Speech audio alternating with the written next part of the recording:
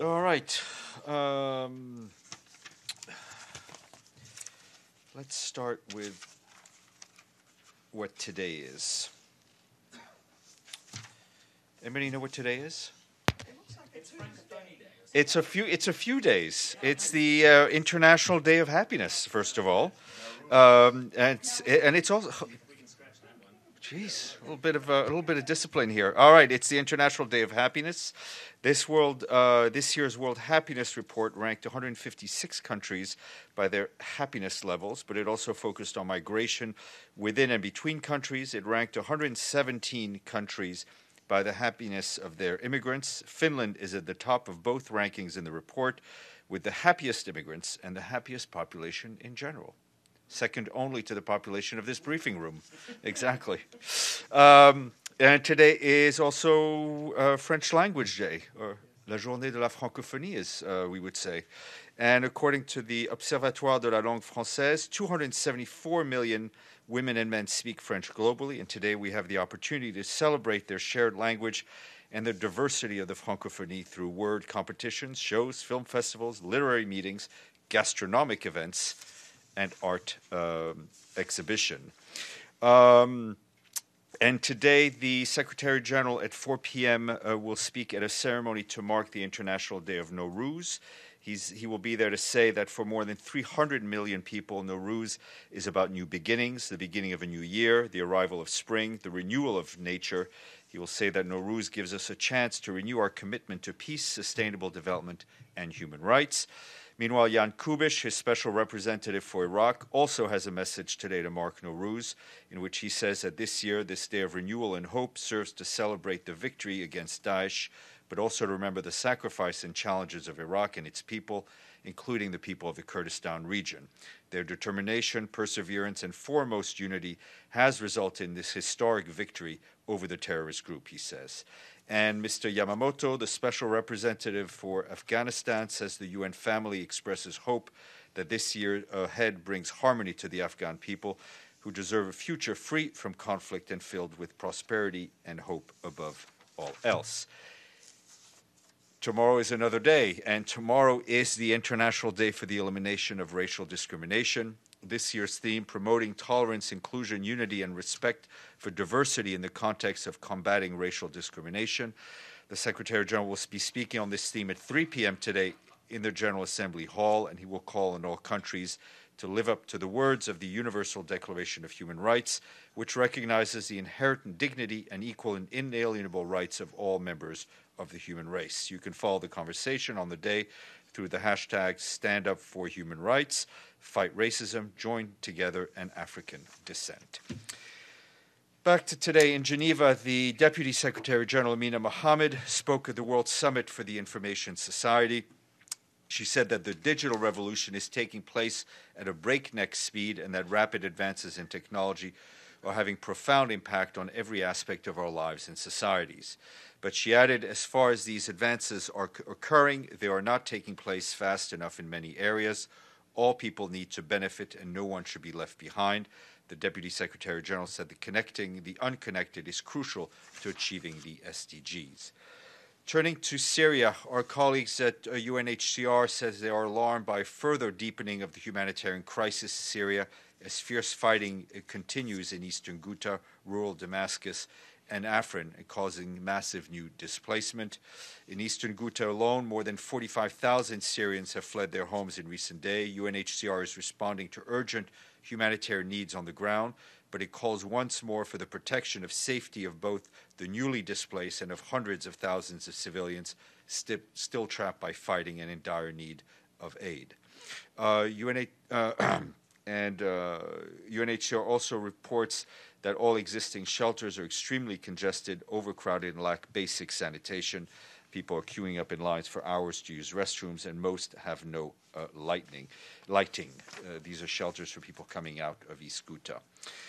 Back here, the Assistant Secretary General for Humanitarian Affairs, Ursula Mueller, briefed the member states today on her recent mission to the Central African Republic.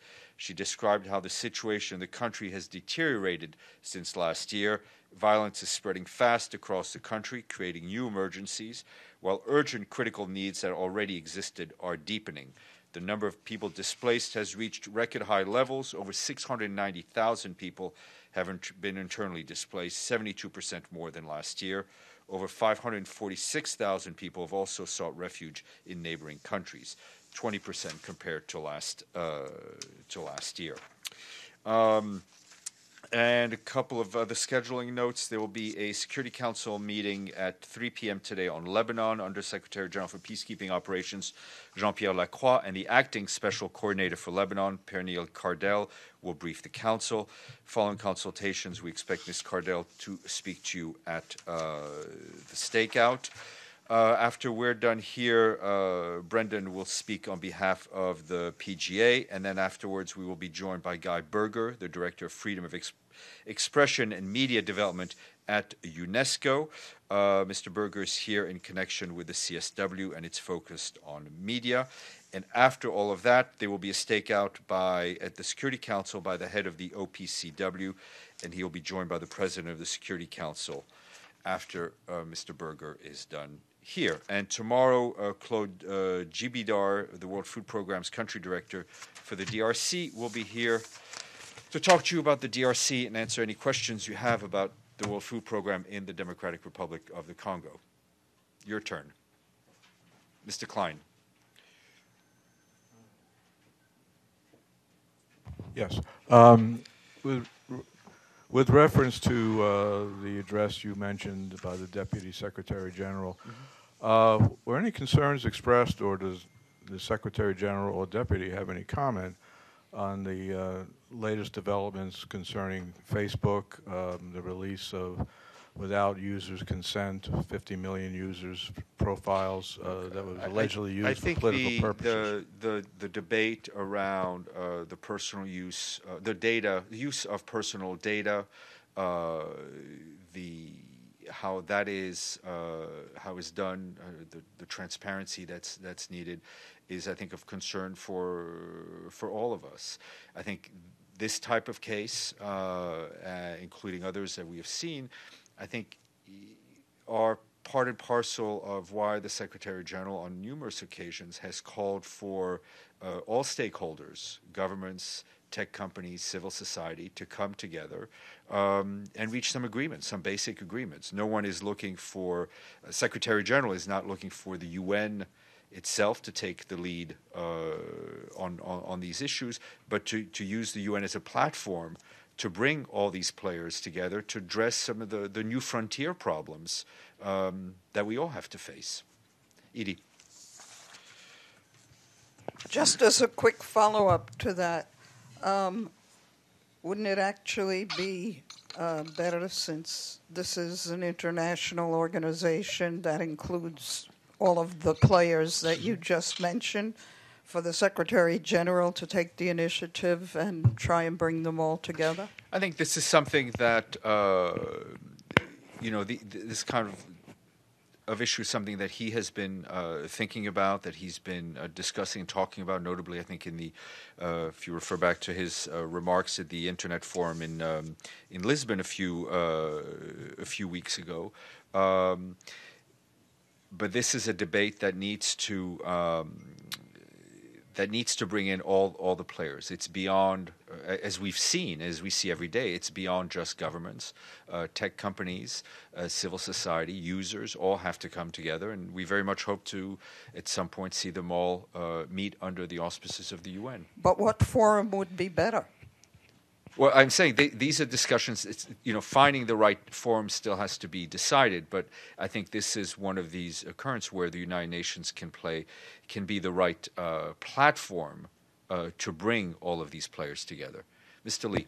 Sure. I want to ask you about the march yesterday and strike, but just on this issue of social media platforms.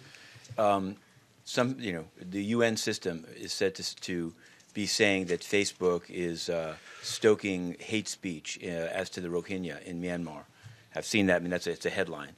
But at the same time, I think I'd asked you when Sri Lanka turned off Facebook and other platforms recently, and I think you said we favor freedom of expression. And you have the DRC, which closes down social media routinely during protests. So I guess my question is, what is the UN's position? This is an equilibrium we all have to think about, and it's, whether the debate is being had on a social media platform or in real life of balancing the right of freedom of expression against the need to stop the dissemination of hate speech. These are discussions that need to be had, and they take place in the real world and they take place on the cloud.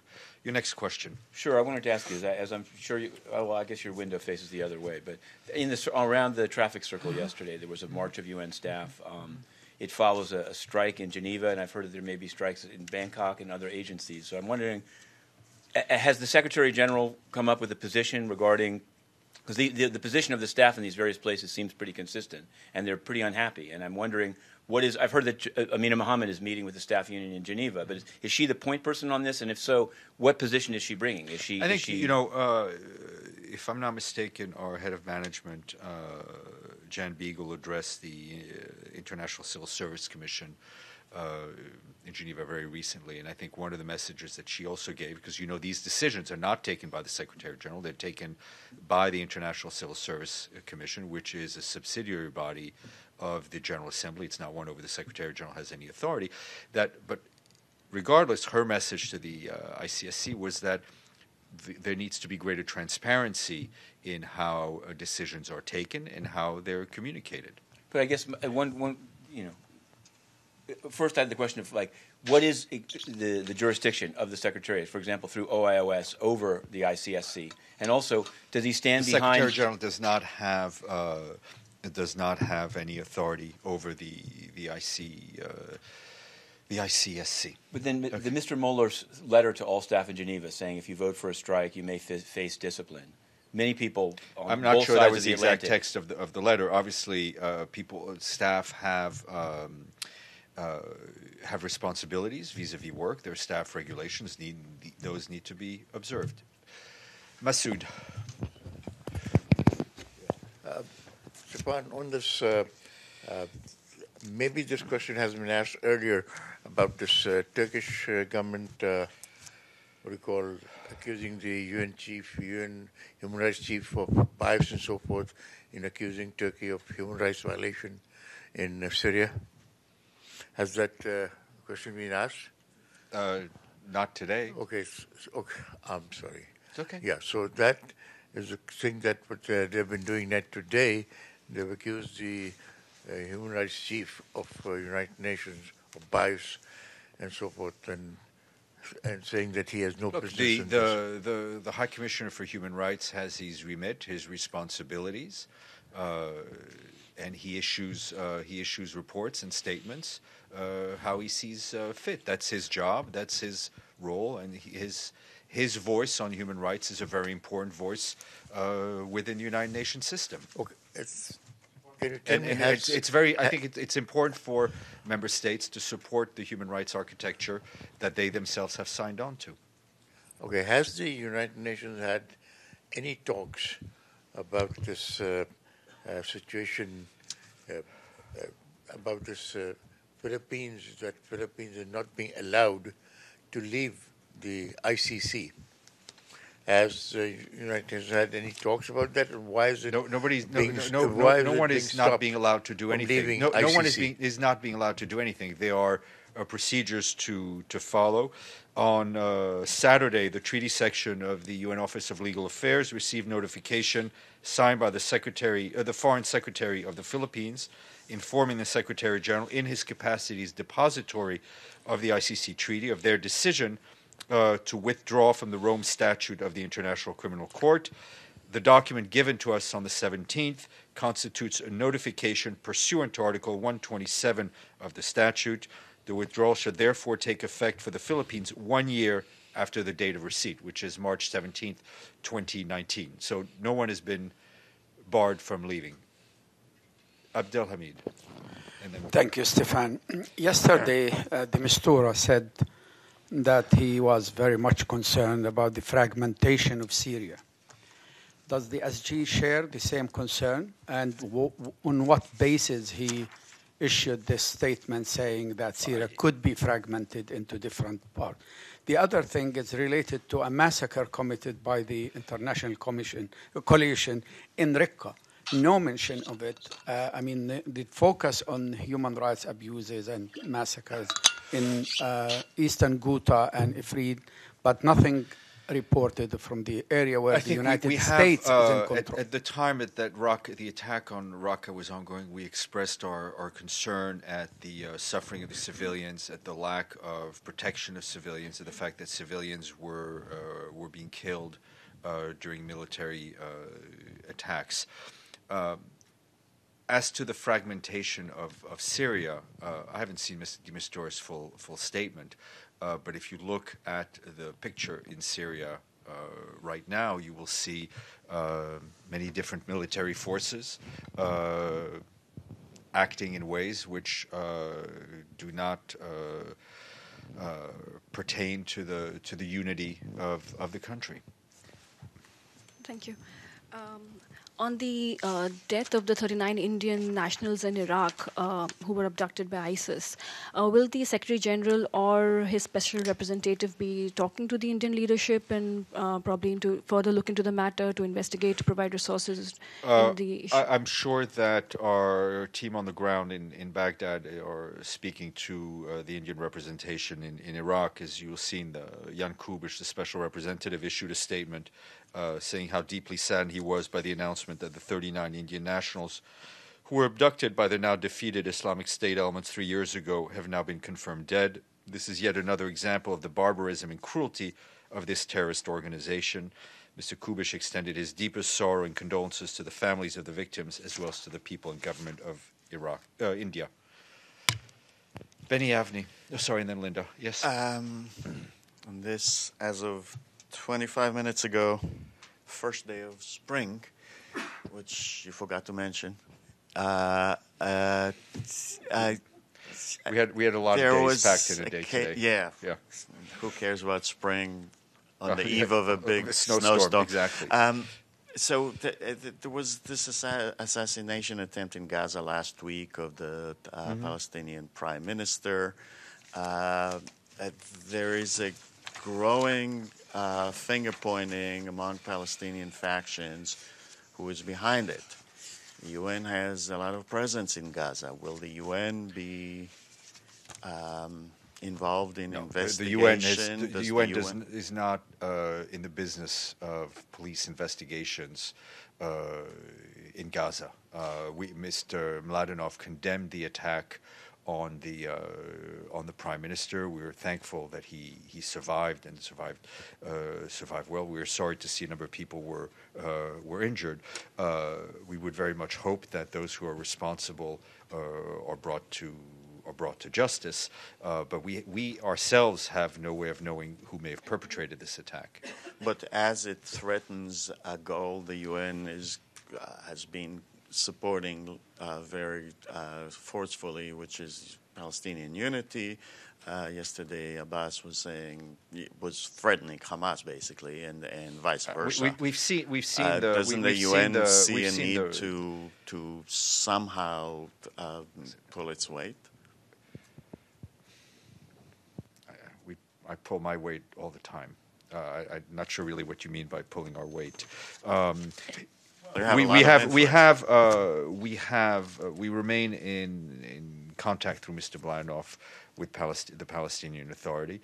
The unity of the Palestinian Authority, the unity of Gaza is a critical element in enabling the people of Gaza to find peace and to move forward. Ms. Fasulo. Thank you, Steph. This is regarding Turkey.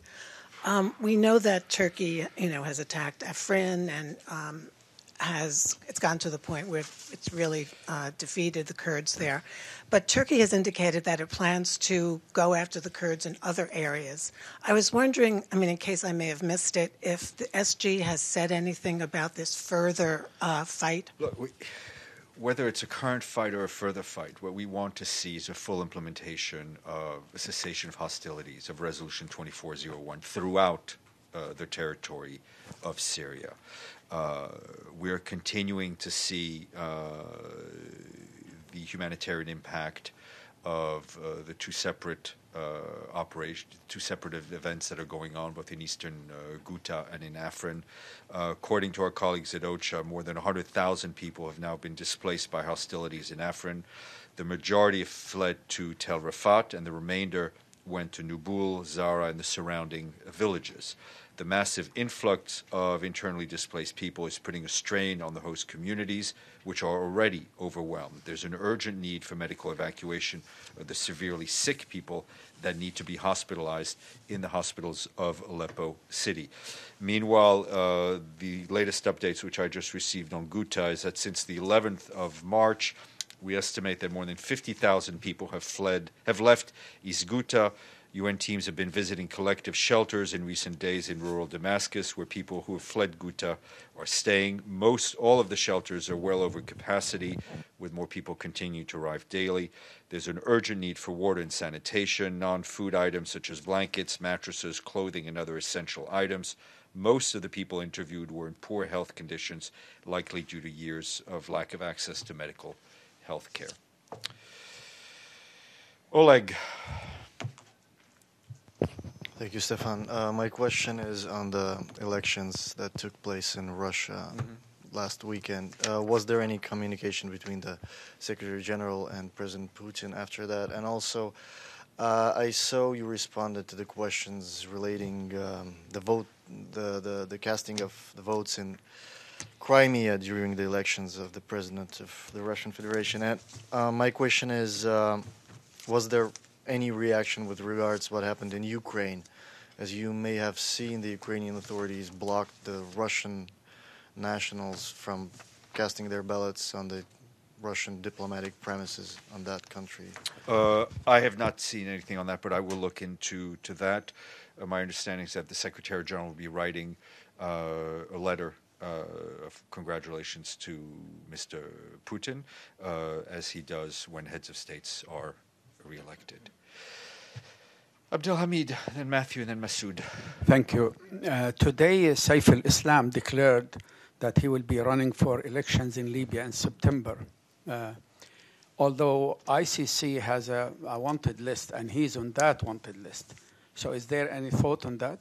Well, we think that anyone who has been indicted by the ICC, actions need to be taken, so those are acted upon within international legal norms. Mr. Lee. Sure, I want to ask about elections and separately sexual abuse. It was said, I think you'd said it once, and then Farhan said it while you were away, that the UN can only help in elections in Venezuela with a mandate from the Security Council or the General Assembly. It was said several times. And in looking into it, I mean, the UN provides a lot of electoral technical assistance through the Department of Political Affairs without any vote by any of those bodies. So I wanted to ask specifically, not about observing and opining on the legitimacy of an election, but has a request been made for any type of electoral assistance? And can you confirm that DPA of the Secretariat can provide that, as I understand they're going to be doing even in Cameroon, without any body, without any vote? There's I'll have to check specifically on Venezuela. You're right that the issue, there's a difference between observing, sending UN observers, which requires a mandate, and providing electoral assistance is a different thing. And there's no, as far as I know, there's no mandate required to offer technical assistance. And we do it in a lot of countries. Some big parts we play in, some smaller parts. So are you saying that neither the government nor the opposition in Venezuela has made any request? I'm just saying, as I will get back to you on that specific question. I'm okay, and on PTSD, I was waiting for that. I'm just thinking. Yesterday's question about... No, I don't have an update on that. Okay. Yeah. And the other one has to do with these new cases of sexual exploitation and, in one case, rape that were put on the Conduct and Discipline website yesterday. There seem to be, in the Democratic Republic of the Congo, they involve South African personnel. I know that we've heard of this before. We've heard of one round of these. I'm just wondering if these are the ones that were previously disclosed, I guess, before going in this monthly data dump. Why is it that every line is pending, including pending ID of personnel involved? I think these are new cases that took place, are alleged to have taken place between 2014 and 2016 in North Kivu and in South Kivu. Right. So okay. So how long? When did the UN? When did they become aware of them? Because I noticed these are done basically on a monthly basis. It's not like they're putting them up. No, they're done. So it's always on the 20th. The mission has received reports of sexual exploitation, abuse involving 5 members of the South African military contingent in the DRC. According to the information available at this time, all 5 incidents involved paternity and child support claims. 4 of the incidents were reportedly ongoing sexually exploitative relationships with adults. 1 incident concerns the sexual abuse of a minor, though she is now an adult. As I said, the incidents took place in 2014, between 2014 and 2016, both in North and South Kivu. Ensuring the provision of assistance to victims is our priority. The women and children have been referred to UNFPA and UNICEF respectively for support and assistance. The mission will continue to monitor their well-being and needs, as well as provide any additional assistance, such as the collection of DNA samples for paternity testing. We have informed the member states of this allegation, have requested that the national investigative officers be appointed within 5 working days, and the investigations being completed within the new reduced 90-day time frame due to the serious concern raised by the new allegations. We've also requested that the investigation be jointly conducted with a team from OIOS, but our request for a joint investigation was previously rejected by the South African government for the last set of allegations. So we do expect that that may be the case here as well. We're, of course, gravely concerned about the allegations, which come only a month after 3 reports of sexual exploitation involving the South African military contingent were received by the UN mission in the DRC. Allegations against this contingent continue to occur despite our sustained efforts to partner with member states and to prevent and address sexual exploitation and abuse, as well as other forms of misconduct. The mission and its partners on the ground encourage anyone who becomes aware of such behavior to report so that it can take action. We put the victim's rights and dignity first and are committed to ending impunity for all sexual acts. So that was what was in the binder. It was not in the binder. Oh, okay. I carried it separately. Oh, great. Could I ask just one thing? Because I'm just wondering, because it says down this column called interim action, pending ID of personnel involved. Does that mean that despite this lengthy statement that the UN has knows who the victims are, but that has no idea who the alleged... No, I don't believe that's the case. Masoud. Thank you, Stéphane. 2 questions. One is about the Saudi king is here, and apparently going to the Saudi monarch is here. Salman, not in United Not the monarch, the deputy, the prince, the crown prince. You mean? What's that? The crown prince, not the monarch. Prince, yes. Salman is here, and he's apparently going to ask Donald Trump for more arms and ammunition. Now, has anybody from the United Nations had the talk with any of the Saudi officials or Saudi monarchs? We expect the crown prince to be at the UN next week Yemen, to meet the Secretary General. About Yemen, that the killing in Yemen has to stop. I mean, it has become one of the nightmare cities. But Masoud, with all due respect, this is exactly what we've been saying here for quite some time. Abdelhamid, and then we'll bring it to Brendan. I want first to ask you if you know exactly what day he will be here, the Crown Prince. Monday or Tuesday. Okay. Thank you. But my question is about 2 European human rights groups today gave testimony in the Human Rights Council about Israeli arresting Palestinian students. And they gave testimony about the kidnapping of Omar Kiswani, the president of Bir Zayt University Student Association, from the university, dressed in civilian clothes, and yet with all that information and been asking about the position of Mr. Mladinov, about the kidnapping of Omar Kiswani, and no answer so far. Why is that? As soon as I have something, I will share it with you. Brendan, they're all yours.